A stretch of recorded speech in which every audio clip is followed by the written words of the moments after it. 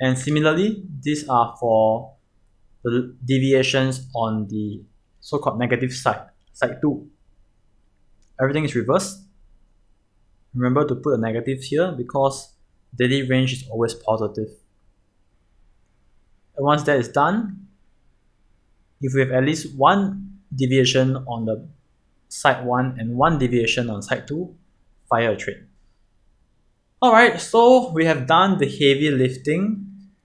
Now let's understand how do we get these values. Okay, let's go up.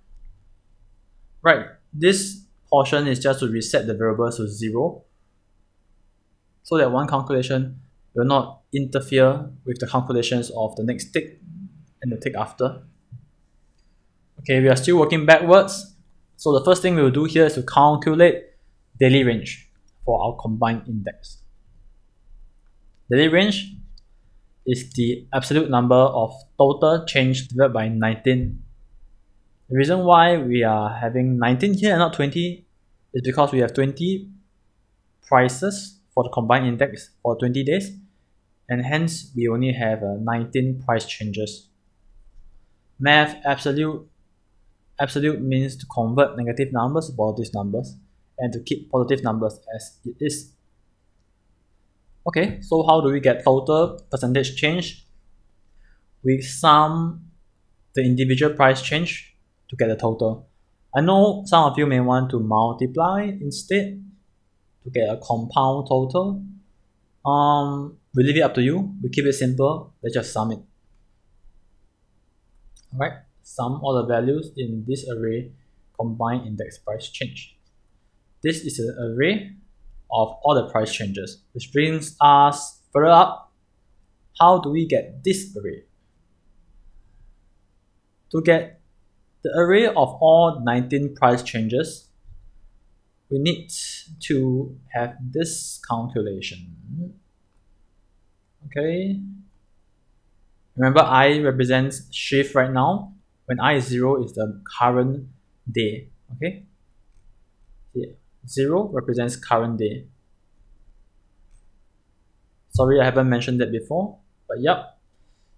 Okay, let's go back here. So, let's insert some figures for I to get a better understanding.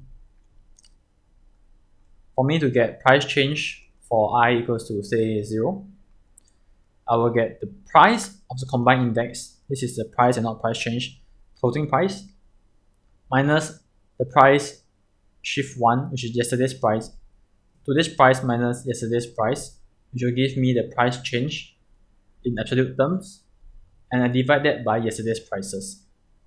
That will give me the price change in relative percentage terms. Take a second to visualize this. Take a pen, write some numbers down if you have to. Throw some figures into this. Imagine this is 1.05. Yesterday is 1. So the change is 0.05 divided by 1. So the percentage change is 0.05. 5% change. Now that we know how to get this, we need to know how to get this one, combined index close prices. Brings us to this portion here. Okay, we have 20 entries for combined index close prices. So we have from shift 0 to shift 19. We told ourselves in the previous lecture, 20 days ago, our combined index value will be 1. So this is it. Okay, so now we have the baseline. We need to figure out the prices for the other days. We're going to start with shift 18 and look down to 0. So shift 18 equals to shift 19, aka 1, times the average price change of the 7 currencies.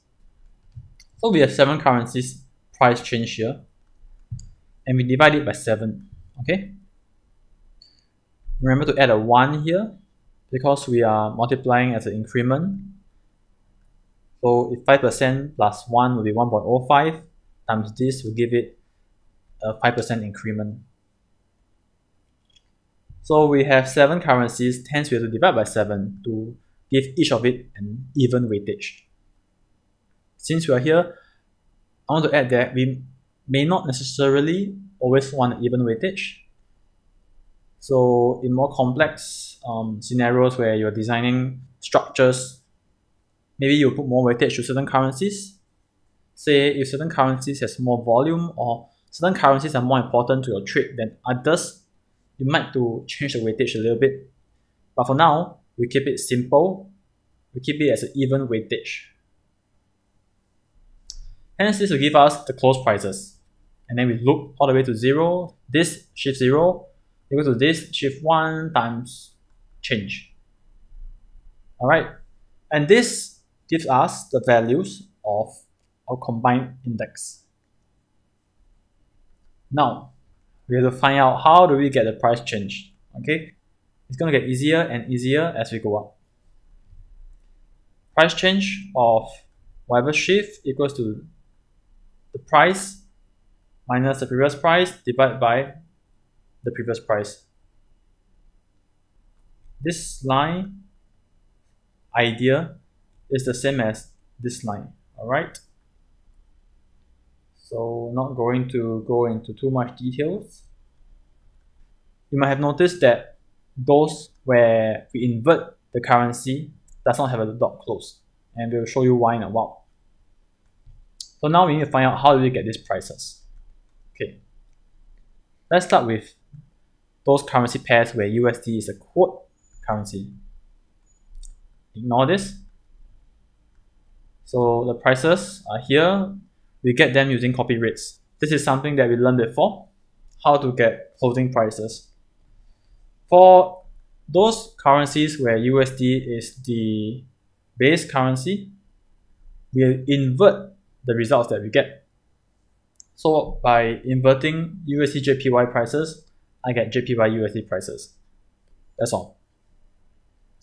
Remember to look for all of the 20 days. Okay, yep. So price change, 20 days, we have 19 changes. So we look 19 times instead of 18 times. Okay, and that's it. We're done with the entries.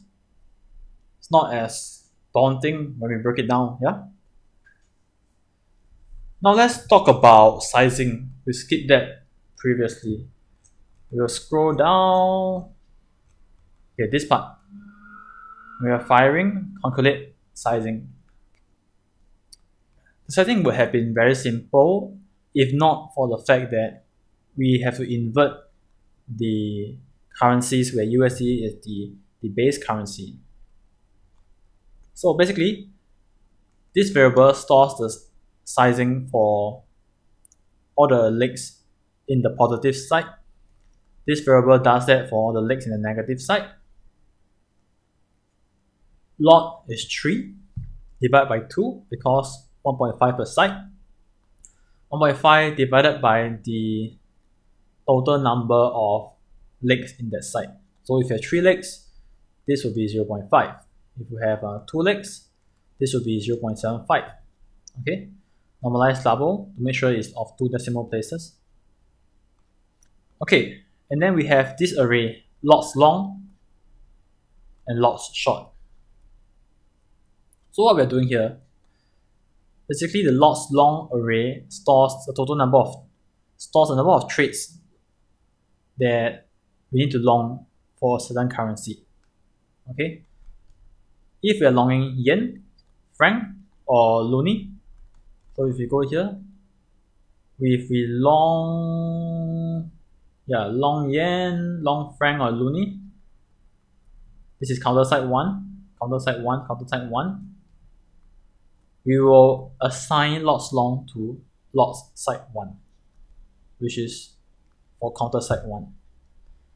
If lots long is the other currencies where USD is the quote currency, so if lots long for the other currencies here, okay, lots long for USD, JPY, lots long, Aussie and Kiwi. See, those currencies belong to counter side 2. Alright, so we assign those currencies as lots side 2, which was derived using counter side 2 in its equation. Okay, and we have a loop here to loop through all the number of long trades. So imagine that we have 4 long trades. We'll loop this 4 times and check all 4 trades in this array. Same thing for the short trades. And this here is to initialize our array lots long and lots short to 0. Okay, to make sure that we clean it up before we start assigning values to it. That is good practice. Let's go to the exit portion, the last part of Zelda.